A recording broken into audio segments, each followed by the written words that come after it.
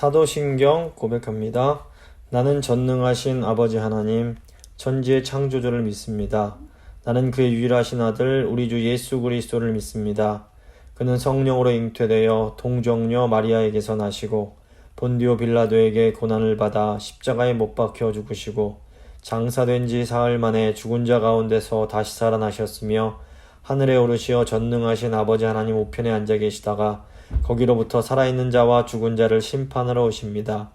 나는 성령을 믿으며 거룩한 공교회와 성도의 교제와 죄를 용서받는 것과 몸의 부활과 영생을 믿습니다. 아멘. 찬송가 546장입니다. 찬송가 546장 찬양하시겠습니다.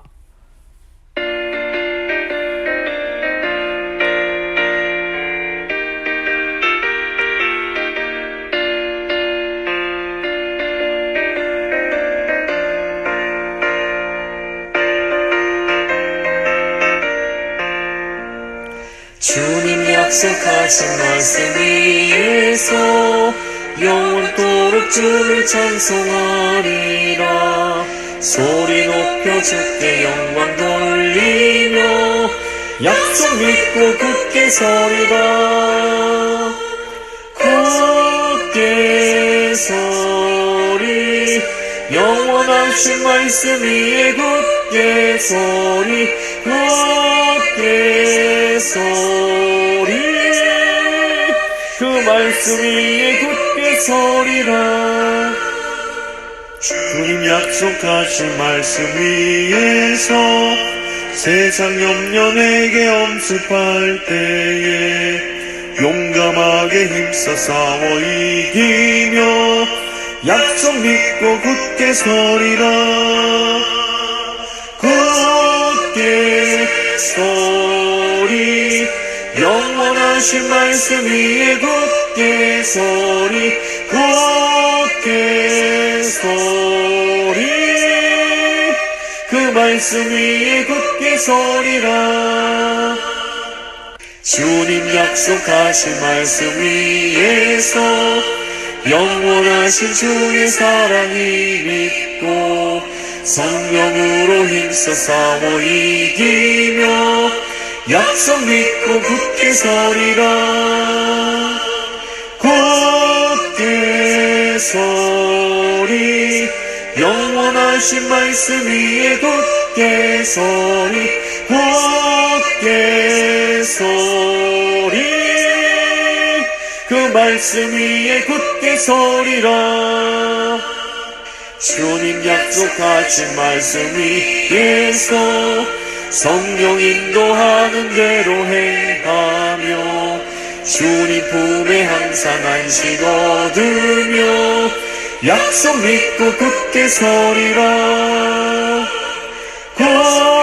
굳게 서리 영원하신 말씀 위에 굳게 서리 굳게 서리 그 말씀 위에 굳게 서리라.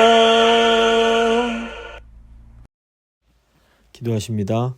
살아계신 하나님 감사합니다. 참으로 지혜가 부족한 저희를 사랑하셔서 하나님 자녀 삼으시고 하나님 그 놀라운 자비와 은혜로 저희를 인도해 주시는 거 감사드립니다. 오늘부터 이제 잠언 또 에서 시작해서 하나님의 그 지혜를 배우려고 합니다. 하나님은 분명히 바른 길이 있다고 말씀하십니다. 그리고 그 바른 길을 알고 그 길로 행하는 것이 지혜로운 삶이라고 말씀하십니다. 주님, 저희가 교만하지 않을 수 있도록 겸손해서 정말 하나님 뜻 안에서 행하고 살아갈 수 있도록 주여 도와주시옵소서. 오늘 말씀 들으시는 성도님들 가운데 하나님께서 보여주시는 그 길이 참된 진리의 길이며 소망의 길이라는 확신을 허락하여 주시고 겸손하게 그 길 따라감으로 하나님께 주시는 복과 형통을 누리는 저희 성도님들 되실 수 있도록 주여 함께하여 주시옵소서. 주 의지하오며 귀하신 예수 그리스도의 이름으로 기도합니다. 아멘. 오늘 주신 하나님 말씀은 잠언 1장 1절부터 5절까지 말씀입니다. 잠언 1장 1절부터 5절 말씀 제가 봉독해 드리도록 하겠습니다. 다윗의 아들 이스라엘 왕 솔로몬의 잠언이라. 이는 지혜와 훈계를 알게 하며 명철의 말씀을 깨닫게 하며 지혜롭게 공의롭게 정의롭게 정직하게 행할 일에 대하여 훈계를 받게 하며 어리석은 자를 슬기롭게 하며 젊은 자에게 지식과 근신함을 주기 위한 것이니 지혜 있는 자는 듣고 학식에 더할 것이요 명철한 자는 지략을 얻을 것이라. 아멘.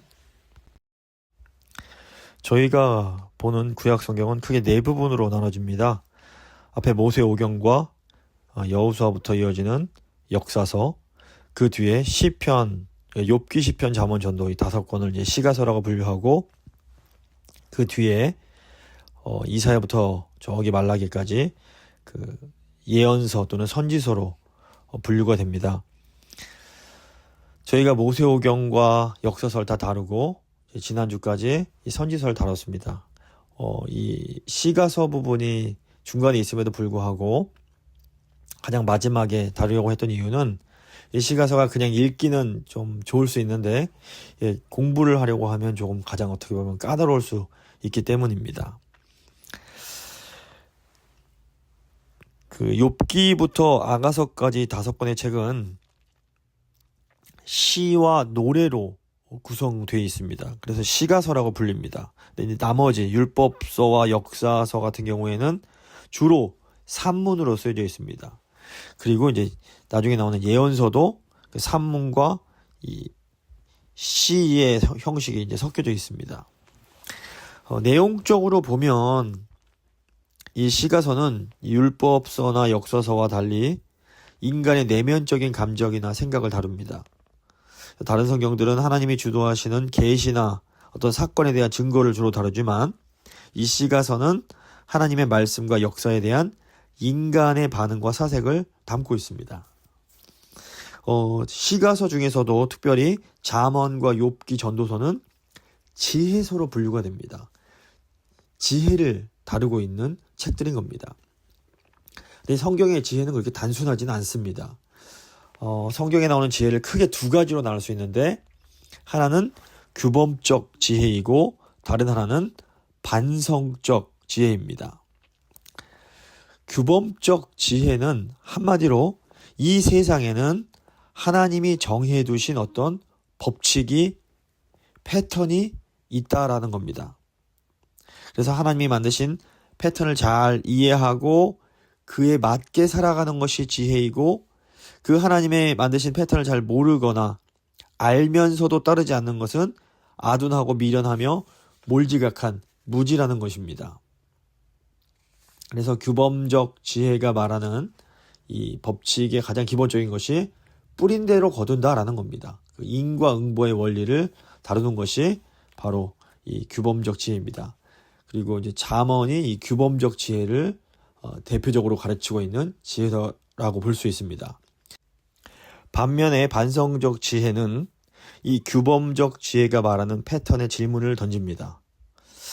물론 이 반성적 지혜가 규범적 지혜가 가르치는 이 법칙을 완전히 없다 이렇게 무시하는 것은 결코 아닙니다. 다만 그 규범적 지혜가 가르치는 그 패턴이 언제나 한치의 오차도 없이 적용되는 그런 기계적인 법칙은 아니라는 것을 지적하는 겁니다. 이 반성적 지혜가 주로 다루는 문제가 바로 신정론이라고 불리는 신학적 주장입니다. 하나님이 정말로 모든 것을 아시고 전능하신 그리고 선하신 분이라면 왜 이 세상에 이렇게 악이 존재할 수 있느냐라는 겁니다. 그래서 이 반성적 지혜를 대표하는 그런 지혜서가 바로 욥기와 전도서라고 볼 수 있습니다. 그래서 이 규범적 지혜는 우리가 경험하는 이 삶의 규범과 패턴들을 만드신 분이 하나님이시기 때문에 하나님을 공경하고 경외해야 된다 이렇게 가르칩니다. 그래서 하나님을 두려워하지 않고 하나님이 세우신 법을 배우려고 하지 않는 인생은 실패할 수밖에 없다. 그렇기 때문에 주야로 그분의 말씀 묵상하고 그분의 뜻을 배우고자 하는 사람이 겸손한 사람이고 지혜로운 사람이다 이렇게 가르치는 겁니다. 반면에 반성적 지혜는 이 패턴을 만드신 창조주 하나님은 그 패턴보다 더 크시고 패턴 안에 갇혀 계신 분이 아니기 때문에 더욱더 두려운 존재이심을 가르칩니다. 만약에 하나님이 어떤 특정한 방식대로만 움직이신다면 우리는 그냥 공식만 잘 외우면 됩니다. 하지만 공식대로 되는 것이 아니라면 우리는 하나님의 뜻이 무엇인지 끊임없이 물을 수밖에 없는 겁니다. 그리고 그 크신 하나님께 무릎을 꿇을 수밖에 없는 겁니다. 이것이 바로 반성적 지혜가 말하는 겸손한 인간이고 지혜로운 사람인 것입니다. 그래서 오늘은 어떻게 보면 규범적 지혜가 더 쉬운 지혜이기 때문에 규범적 지혜를 대표하는 잠언서부터 한번 또 살펴보도록 하겠습니다. 잠언은 여러 지혜로운 말씀이 모아진 책으로 대다수 솔로몬의 잠언과 그 외 지혜자들의 잠언이 수록되어 있습니다. 지혜서 가운데서 가장 기초적인 지혜를 가르치는 책이라고 볼 수 있는데, 여호와를 경외하는 사람이 일상적인 삶을 어떻게 살아야 될 것인지를 다룹니다. 한마디로 하나님 나라 백성들의 실천적인 삶의 지혜를 제시하는 겁니다. 여기 여러 편의 강론과 짧은 격언 같은 것들이 여러 가지 다양한 주제를 다루고 있기 때문에 이 다른 책들처럼 깔끔하게 어떤 구성을 파악하는 것이 쉽지 않습니다.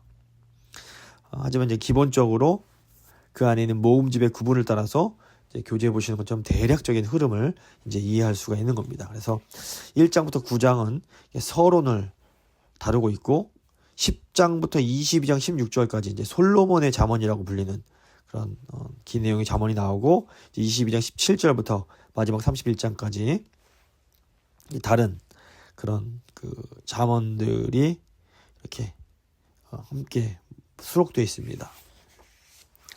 오늘은 그 1장부터 15장까지 솔로몬의 잠언 그 앞부분까지 함께 좀 살펴보도록 하겠습니다. 먼저 잠언 1장부터 9장은 그 잠언의 서론에 해당합니다. 가장 앞부분인 1장 1절부터 7절은 그 머릿말입니다. 이 머릿말은 이 잠언을 읽기 전에 기본적으로 알아야 될 사항으로서 이 잠언의 성격과 저자 및 목적을 소개하고 있습니다. 잠언 1장 1절을 보시면 다윗의 아들 이스라엘 왕 솔로몬의 잠언이라 이렇게 말을 하면서 2절로 보시면 이것은 지혜와 훈계를 알게 하며 명철의 말씀을 깨닫게 하며 지혜롭게 공의롭게 정의롭게 정직하게 행할 일에 대하여 훈계를 받게 하며 어리석은 자를 슬기롭게 하며 젊은 자에게 지식과 근신을 주기 위한 것이니 이렇게 설명을 하는 겁니다. 잠언은 중국어 성경 번역을 가져온 것인데 여기서 잠이 바늘이라는 뜻입니다. 바늘 잠자를 써서 잠언이라고 합니다. 즉 바늘로 콕 찌르는 그런 말이라는 의미입니다. 우리가 나쁜 길에 빠지지 않도록 경계하고 일깨워주는 말씀이라는 부분을 강조한 번역이라고 볼 수 있습니다. 원래 히브리어는 잠언을 그 마샬이라고 하는데 이 마샬은 사실 굉장히 다양한 의미가 있습니다. 노래, 예언, 속담, 비사, 비유, 이야기거리 등 많은 의미를 가지고 있습니다. 그래서 이 마샬은 선조들의 지혜로운 말씀이나 우리 귀에 듣기 좋은 소리가 아니라 우리가 듣고 싶지 않을 때에도 들어야 하는 하나님의 말씀입니다. 그래서 이 바늘로 찌르는 말이라는 뜻의 잠언이 이 마샬의 핵심을 잘 번역하고 있다라고 볼 수 있습니다. 이 솔로몬의 잠언으로서 보면 이게 다 솔로몬이 다 이걸 기록한 것은 아니지만 이 솔로몬의 지혜가 구현되어 있기 때문에 그런 권위를 가진다고 볼 수 있습니다. 그래서 이 책의 목적은 지혜를 깨닫게 하며 특히 지혜의 근본 곧 여호와 경외하기를 배우게 하기 위함입니다. 1장 7절에 보시면 여호와를 경외하는 것이 지식의 근본이거늘 미련한 자는 지혜와 훈계를 멸시하느니라 이렇게 말씀하고 있습니다. 이제 1장 8절부터 8장 마지막까지는 이제 강론에 해당합니다.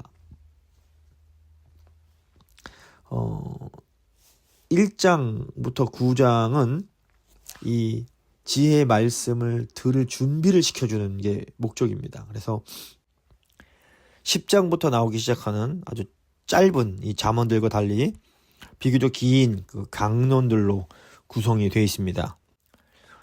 1장 8절부터 7장까지 10개의 그 강론이 나오고 중간중간 이 지혜에 관한 내용이 4개가 들어있습니다. 이 나눠드린 교재의 표를 보시면 나오는데, 이 강론의 구조가 어떻게 되어 있는가 하면 크게 도입, 교훈, 결론으로 나눠집니다. 그러니까 도입 부분에 내 아들아 이렇게 부르면서 시작을 합니다. 그리고 이렇게 해라, 뭐 들으라, 어떻게 이렇게 권면을 합니다. 그리고 이렇게 하면 이렇게 될 거야 라고 또 설명을 해주는 부분이 도입 부분입니다. 그리고 이제 본격적으로 교훈의 내용이 쭉 나오다가 결론에 교훈의 내용을 다시 한번 반복하면서 마무리가 되어집니다. 대부분 쭉 그렇게 나오지만 이제 4장 20절부터 27절 보시면 그 구조가 좀 명확하게 드러납니다. 4장 일단 20절부터 22절까지 보시면 내 아들아 이렇게 도입 부분인데, 4장 20절부터 22절은 도입인데 20절에 내 아들아 이렇게 부릅니다. 그리고 내 말에 주의하여 내가 하는 것에 내 귀를 기울이라 이렇게 권면을 합니다.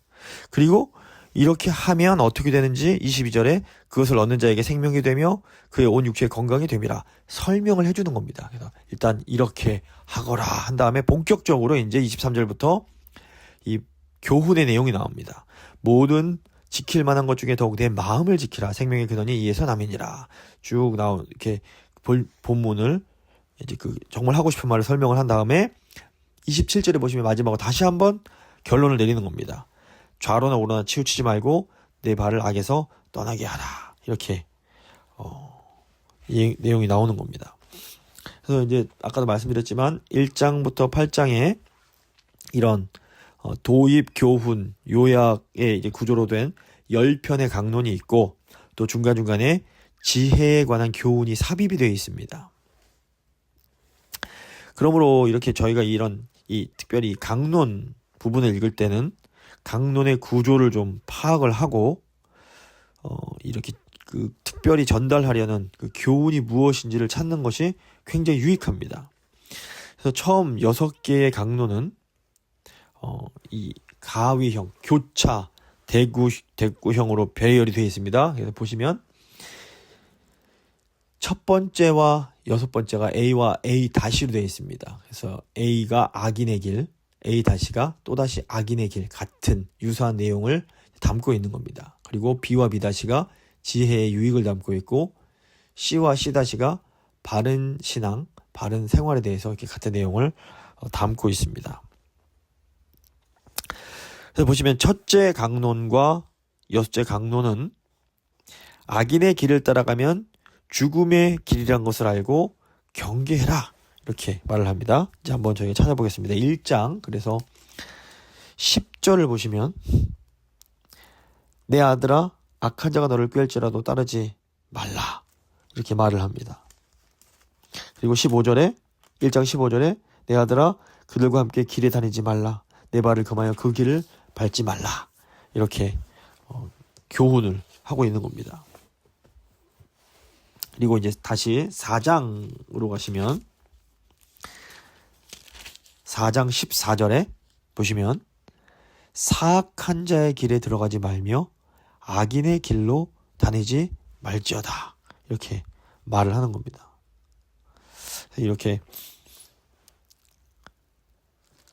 동일한 내용이 동일한 교훈이 첫 번째와 6째 강론에 강조가 되고 있습니다. 그리고 이제 둘째 강론과 5번째 강론은 반대로 지혜는 생명의 길이요 삶을 윤택하게 하는 길이다 라고 교훈을 합니다.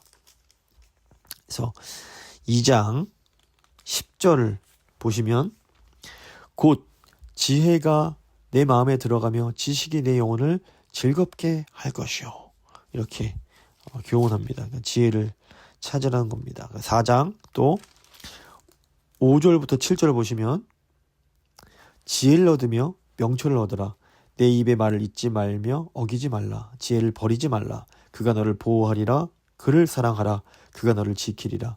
지혜가 제일이니 지혜를 얻으라.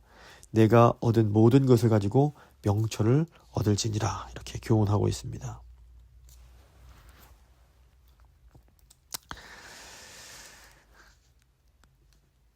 그리고 이제 넷째 강론은 이 지혜의 길을 따라 바르게 사는 길을 제시합니다.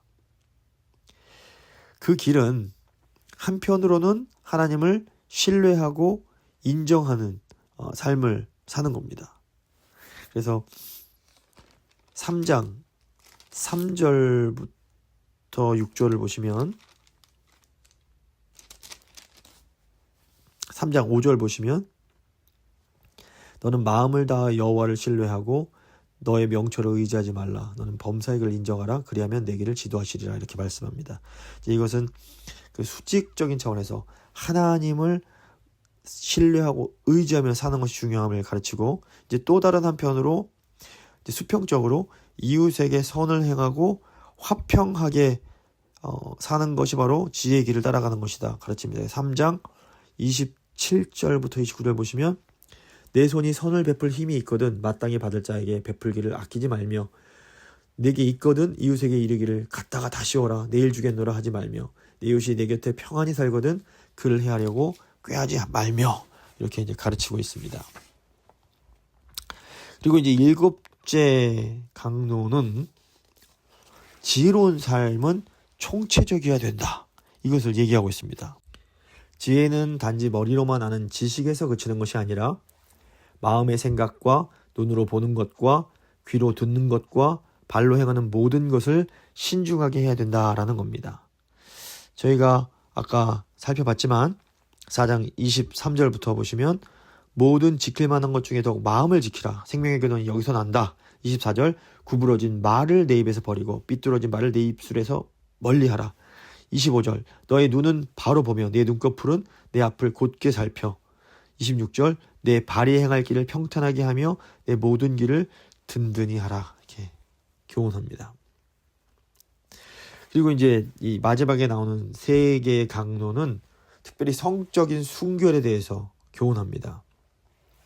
그래서 이 5장 1절부터 23절 부분은 아내와의 신실한 관계를 유지할 것을 교훈을 합니다. 5장 15절 보시면 너는 내 우물에서 물을 마시며 내 샘에서 흐르는 물을 마시라.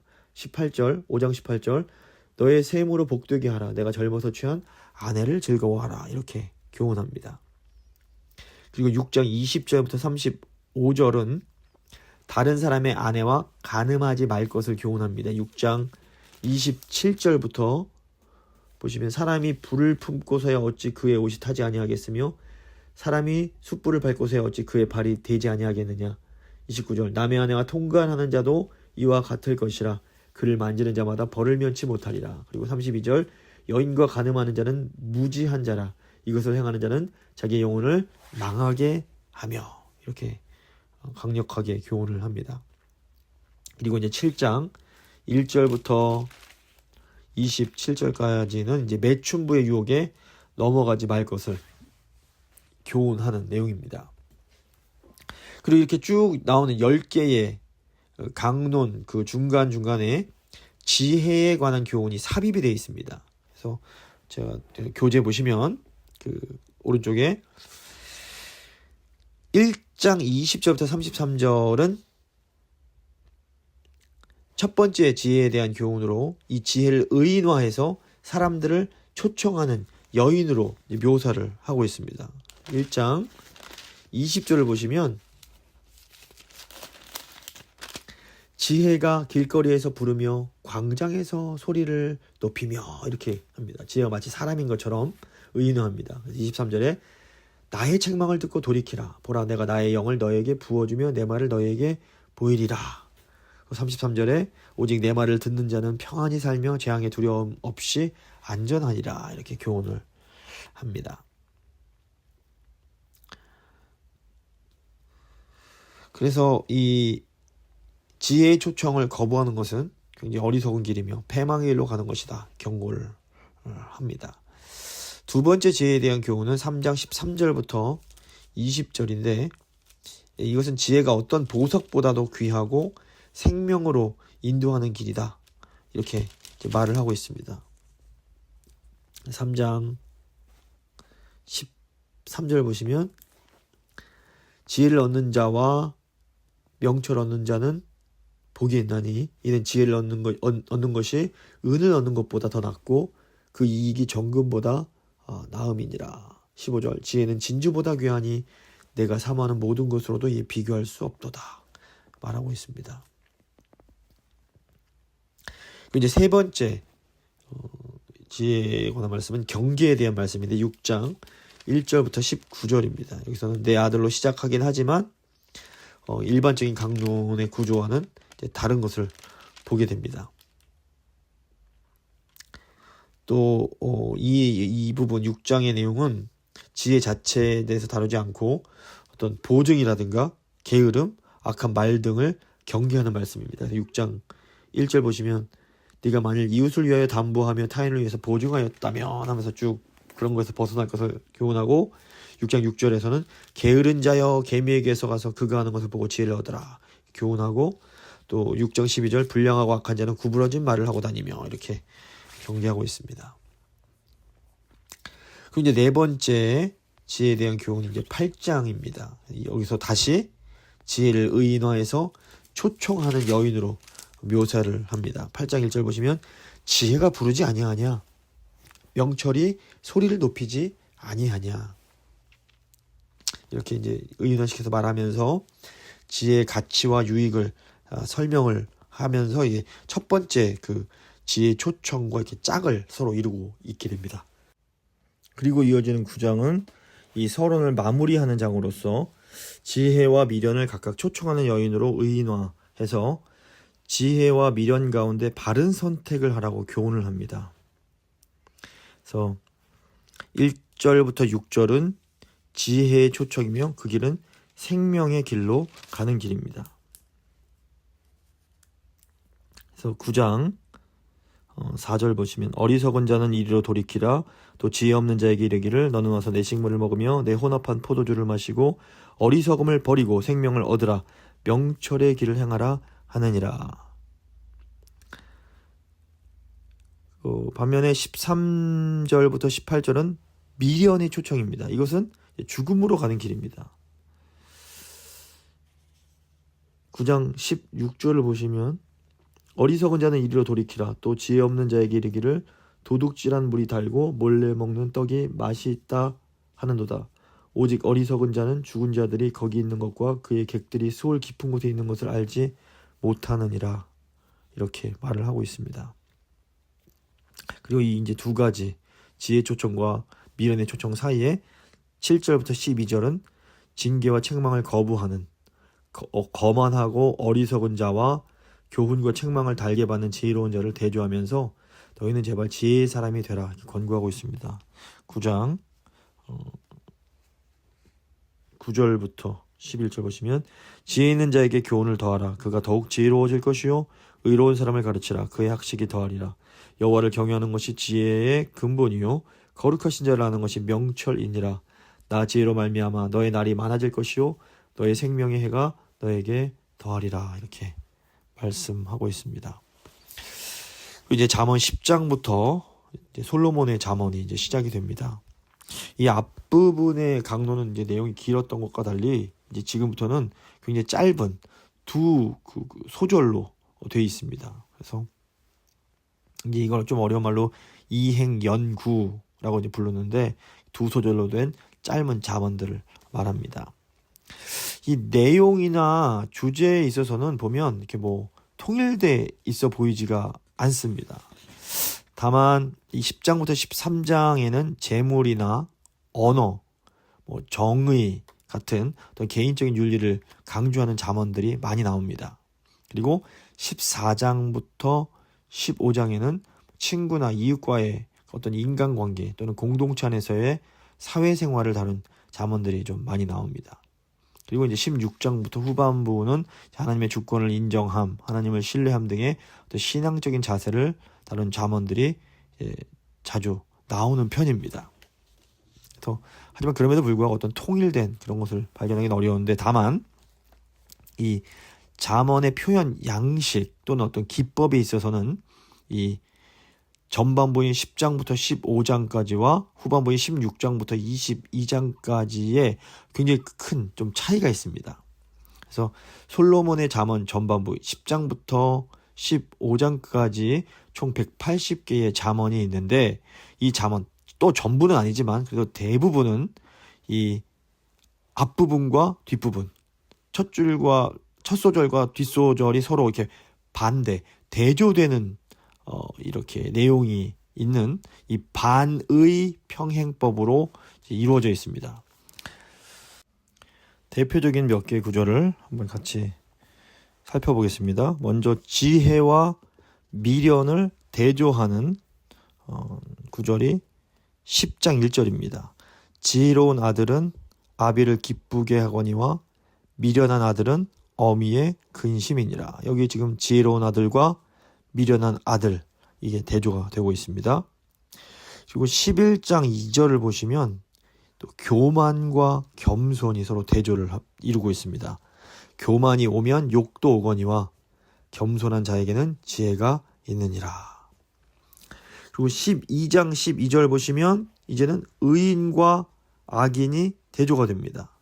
악인은 불의의 이익을 탐하나 의인은 그 뿌리로 말미암아 결실하느니라. 그리고 이제 12장 19절 보시면 진실과 거짓이 또 서로 대조가 됩니다. 진실한 입술은 영원히 보존되거니와 거짓 혀는 잠시 동안만 있을 뿐이니라. 이렇게 이제 대조를 이루는 내용들인데, 한번 이제 10장부터 기본적인 좋은 구절들을 한번 저희가 같이 생각을 해보도록 하겠습니다. 그래서 솔로몬의 잠언은 기본적으로 그 아들에게 아버지가 주는 그런 교훈의 말씀이라고 볼 수 있습니다. 그래서 10장 1절 보시면 지혜로운 아들은 아비를 기쁘게 하거니와 미련한 아들은 어미의 근심이니라, 이렇게 말을 합니다. 그리고 10장 9절을 보시면 바른 길로 행하는 자는 걸음이 평안하거니와 굽은 길로 행하는 자는 드러나리라. 저희가 바른 길로 행할 때 마음이 평안한 겁니다. 두려울 게 없기 때문입니다. 그리고 10장 12절 보시면 미움은 다툼을 일으켜도 사랑은 모든 허물을 가리느니라, 이렇게 또 말씀을 하고 있습니다. 이 대조를 벗어나는 구절이 이제 10장 18절에 나오는데 내용이 이렇습니다. 미움을 감추는 자는 거짓된 입술을 가진 자요, 중상하는 자는 미련한 자이니라. 이거는 그 미움을 감추는 자와 중상하는 자가 같은 내용이 이제 반복이 되고 있는 겁니다. 그리고 22절도 이 대조의 구조를 벗어났는데 10장 22절이 10장에서 어떻게 보면 가장 중요한 메시지라고 볼 수 있습니다. 여호와께서 주시는 복은 사람을 부하게 하고 근심을 겸하여 주지 아니하시느니라, 이렇게 말씀하고 있습니다. 또 23절 보시면 미련한 자는 행악으로 낙을 삼는 것 같이 명철한 자는 지혜로 낙을 삼는다, 이 말씀하고 24절에 악인에게는 그의 두려워하는 것이 임하거니와 의인은 그 원하는 것이 이루어진다, 또 말씀하고 있습니다. 또 26절을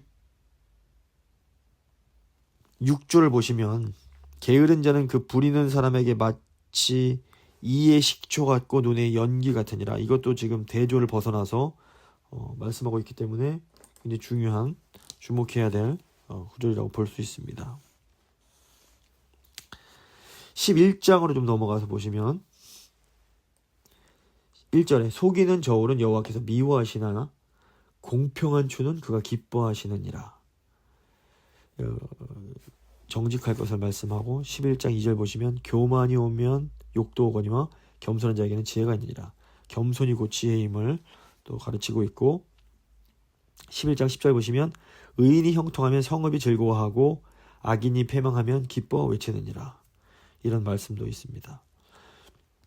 그리고 11장 13절 보시면 두루 다니며 한담하는 자는 남의 비밀을 누설하나 마음이 신실한 자는 그런 비밀을 숨긴다 말씀도 있습니다. 그리고 11장 14절 보시면 지략이 없으면 백성이 망하여도 지략이 많으면 평안을 누린다 이런 말씀도 있습니다. 그리고 또 이제 이 패턴을 벗어나는 구절이 이제 몇 개가 있는데 11장 7절 보시면 악인은 죽을 때에 그 소망이 끊어지나니 불의의 소망이 없어지느니라. 이렇게 대조가 아니라 이어지는 내용을 담고 있고 11장 16절도 대조를 벗어나서 유덕한 여자는 존영을 얻고 근면한 남자는 재물을 얻느니라. 뭐 반대된 내용이 아니라 이어지는 내용으로 유덕한 여자와 근면한 남자를 다루고 있습니다. 그리고 22절에 아름다운 여인이 삼가하지 아니하는 것은 마치 돼지코의 금고리 같으니라. 그래서 아무리 아름다울지라도 그 행동이나 언어나 이런 것들을 잘 삼가하는 것이 중요함을 또 가르칩니다.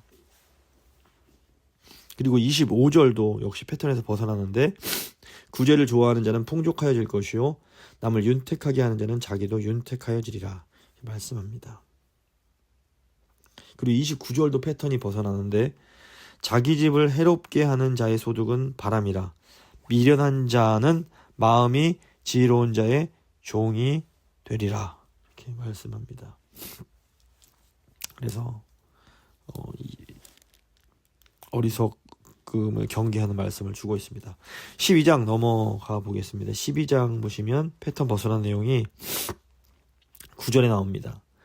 비천이 여김을 받을지라도 종을 부리는 자는 스스로 높은 채 하고도 음식이 핍절한 자보다 나으니라. 이렇게 실용적인 것이 중요하다는 것을 또 가르치고 있고 14절에 사람은 입의 열매로 말미암아 복록에 족하며 그 손이 행하는 대로 자기가 받느니라 이렇게 말씀합니다.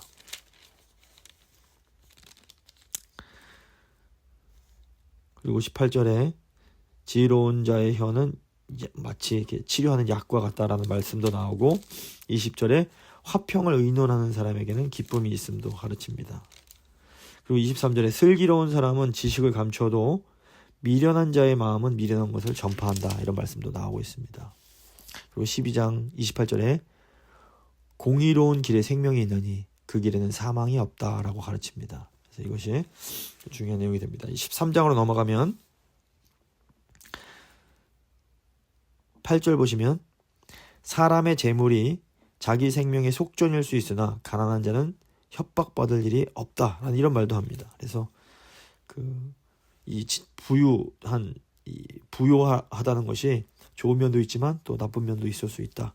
이런 내용도 가르치고 13장 12절에 소망이 더디 이루어지면 그것이 마음을 상하게 하거니와 소원이 이루어지는 것은 곧 생명나무니라 이렇게 말씀합니다. 근데 이 생명나무가 예수 그리스도로 이어지고 이 창세기 2장에 나오는 생명나무와 연결되고 또 나중에 계시록에 나오는 생명나무와도 연결이 됩니다.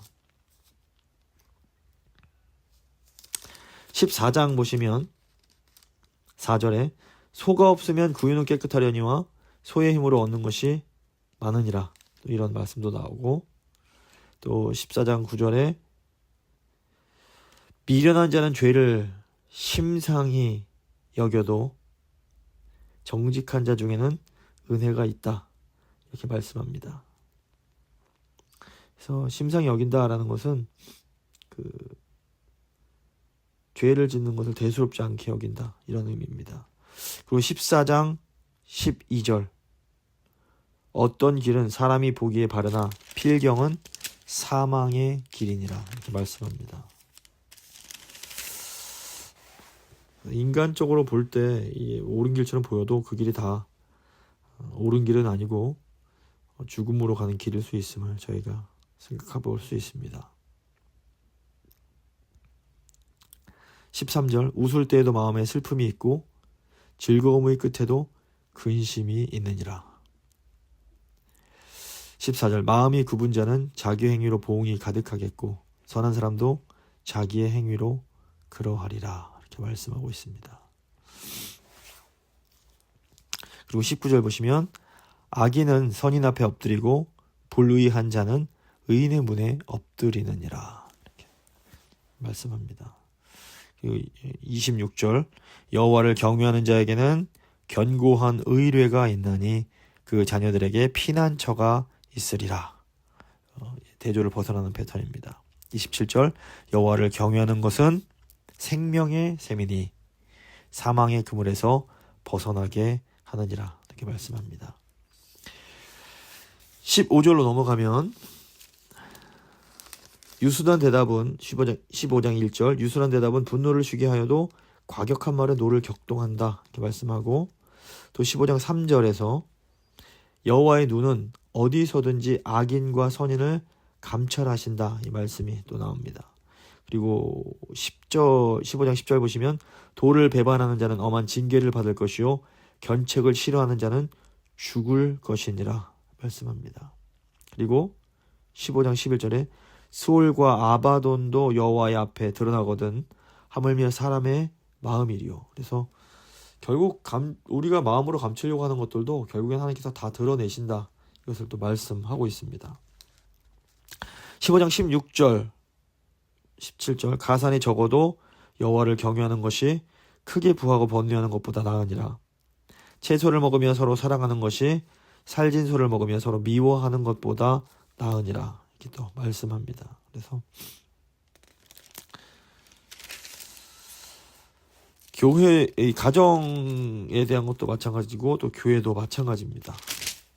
그래서 단란하게 하는 것이 중요하다 말씀하고 있습니다. 23절 사람은 그 입의 대답으로 말미암아 기쁨을 얻나니 때에 맞는 말이 얼마나 아름다운고 말씀하고 있습니다. 24절 지혜로운 자는 위로 향한 생명길로 말미암음으로 그 아래에 있는 스올을 떠나게 되느니라.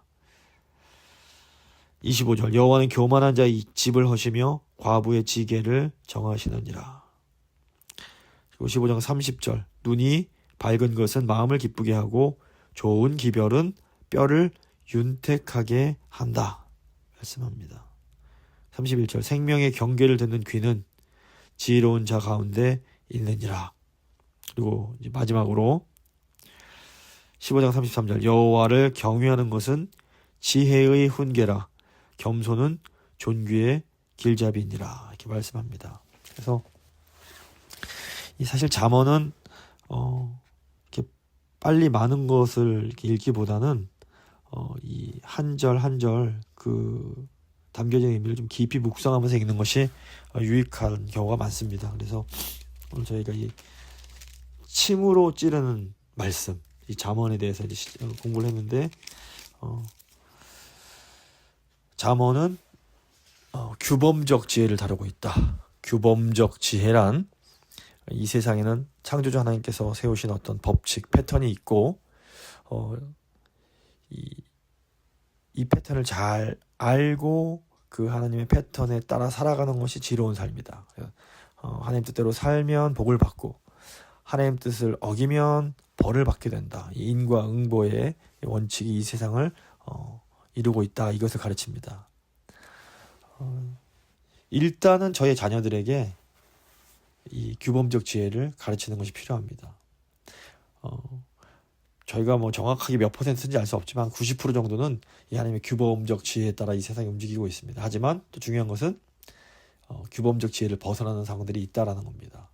하나님 뜻대로 했는데도 잘 되지 않고 이런 경우들이 일어난다라는 겁니다. 욥을 봐도 그렇고 욥은 분명히 의로운 사람이었고 하나님 앞에 진실되게 행하는 사람이었지만 큰 고난이 임하기도 합니다. 그래서 이게 도대체 어떻게 된 일이냐 이것을 이제 묻는 것이 바로 그 삐딱한 지혜라고 할 수 있는 성찰적 지혜, 반성적 지혜라고 할 수 있습니다. 이제 그것에 대해서 이제 다음에 이제 욥기와 또 전도서를 통해서 살펴볼 텐데 오늘 잠언 보시면서 하나님 제가 교만하지 아니하고 정직하게 그 하나님께서 정하신 그 길 가기 원합니다. 불법의 길로 가지 않기 원합니다. 하나님이 정하신 그 길로 가기 원합니다. 저희가 이 길 갈 때 하나님께서 복 주겠다고 약속하셨사오니 하나님 저희와 함께하여 주시옵소서. 간절한 마음으로 기도하도록 하겠습니다.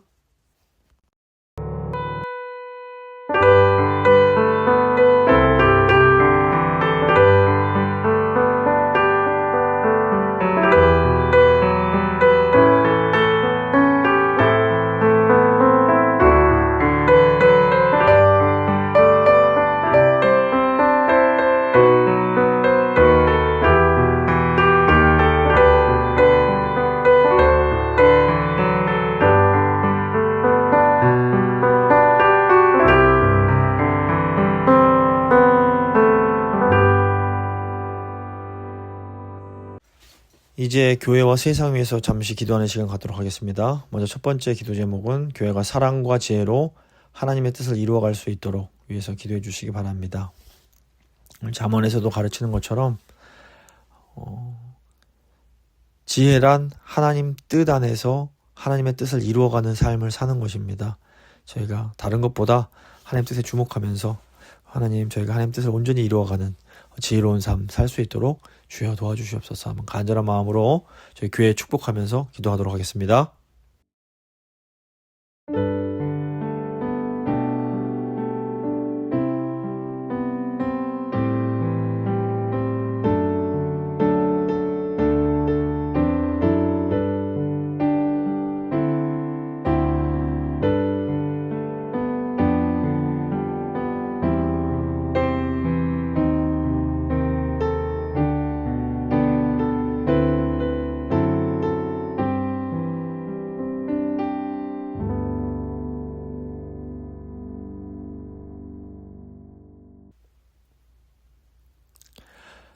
두 번째로 저희 교회 환우들과 다음 세대들 위해서 기도하도록 하겠습니다. 육신의 연약함으로 인하여 교회 나오지 못하는 주의 백성들 계신데 한 분 한 분 기도하면서 하나님 도와달라고 기도해 주시기 바라고, 또 이제 저희 다음 세대들 위해서 하나님 다음 세대가 저희의 소망인데 주여 올 한 해 다음 세대들이 더 굳건히 세워질 수 있도록 주여 도와주십시오. 한번 간절한 마음으로 기도하도록 하겠습니다. 기도하십니다.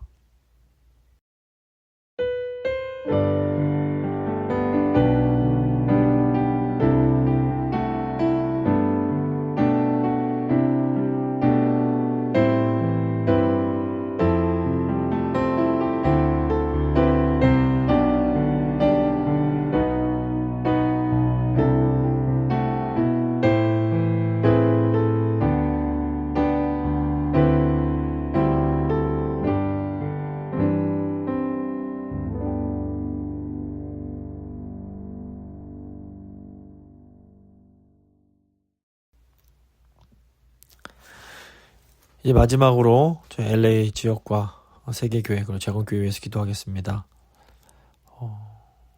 먼저 이 교회가 속해 있는 LA가 하나님 뜻 안에서 영적으로 회복될 수 있도록 기도해 주시고, 또 전 세계에 있는 선교사님들과 교회들이 어려운 상황 속에서도 복음 사역 잘 감당할 수 있도록 기도해 주시고, 또 한국에 있는 재건교회와 미국에 있는 재건교회가 주께서 허락하신 시대적 사명 잘 감당하는 교회들 될 수 있게 해달라고, 과거에 머물러 있는 것이 아니라 하나님께서 주시는 그 소명과 그 사명을 바라보며 나아가는 우리 교회들 될 수 있게 해달라고 간절한 마음으로 기도하도록 하겠습니다. 기도하십니다.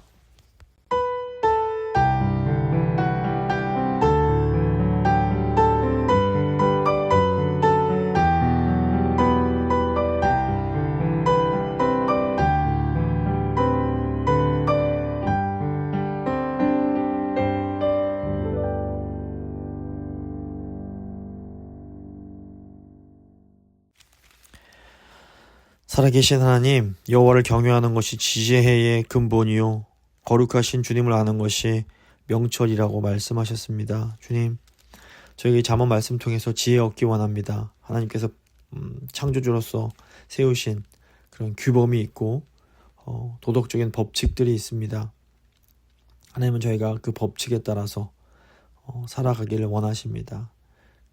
정직하고 의롭고 바르게 살기 원하십니다. 주여, 저희가 하나님의 그 세우신 그 법 안에서 불법적인 길로 나아가지 아니하고 주님 기뻐하시는 그 길 정로로 행하기 원합니다. 정로로 행하는 자들에게 하나님 약속하신 그 복을 저희가 누리게 하여 주시옵소서.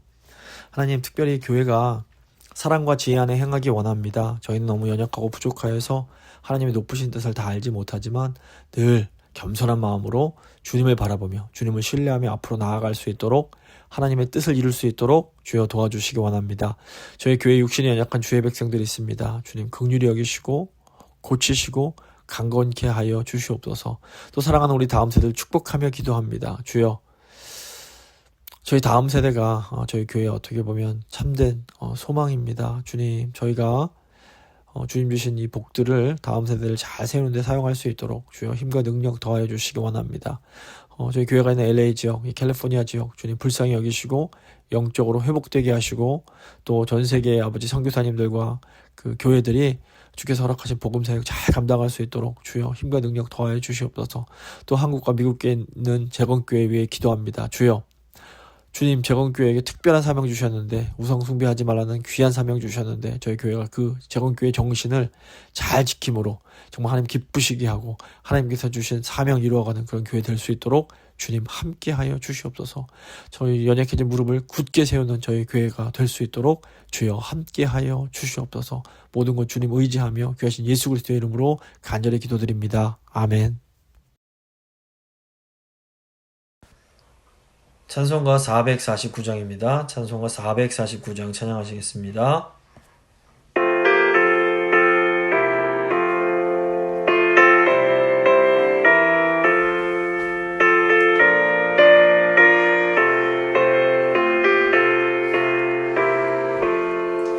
예수 따라가며 복음 순종하면 우리 행할 길 원하겠네. 주를 의지하며 순종하는 자를 주가 늘 함께 하시리라. 의지하고 순종하는 예수 안에 즐겁고 복된 길이로다. 해를 당하거나 우리 고생할 때 주가 위로해 주시겠네. 주를 의지하며 순종하는 자를 주가 안위해 주시리라. 의지하고 순종하는 길은 예수 안에 즐겁고 복된 길이로다. 남의 짐을 지고 슬픔 위로하면 주가 상급을 주시겠네. 주를 의지하며 순종하는 자를 항상 복 내려 주시리라. 의지하고 순종하는 길은 예수 안에 즐겁고 복된 길이로다. 우리 받은 것을 주께 다 드리면 우리 기쁨이 넘치겠네. 주를 의지하며 순종하는 자를 은혜 풍성케 하시리라. 의지하고 순종하는 길은 예수 안에 즐겁고 복된 길이로다. 주를 힘입어서 말씀 잘 배우고 주를 모시고 살아가세. 주를 의지하며 항상 순종하면 주가 사랑해 주시리라. 의지하고 순종하는 길은 예수 안에 즐겁고 복된 길이로다.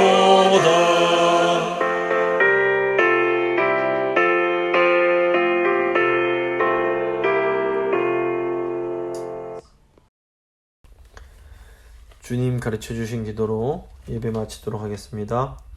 하늘에 계신 우리 아버지, 아버지의 이름을 거룩하게 하시며 아버지의 나라가 오게 하시며 아버지의 뜻이 하늘에서와 같이 땅에서도 이루어지게 하소서. 오늘 우리에게 일용할 양식을 주시고 우리가 우리에게 잘못한 사람을 용서해 준 것 같이 우리 죄를 용서하여 주시고 우리를 시험에 빠지지 않게 하시고 악에서 구하소서. 나라와 권능과 영광이 영원히 아버지의 것입니다. 아멘.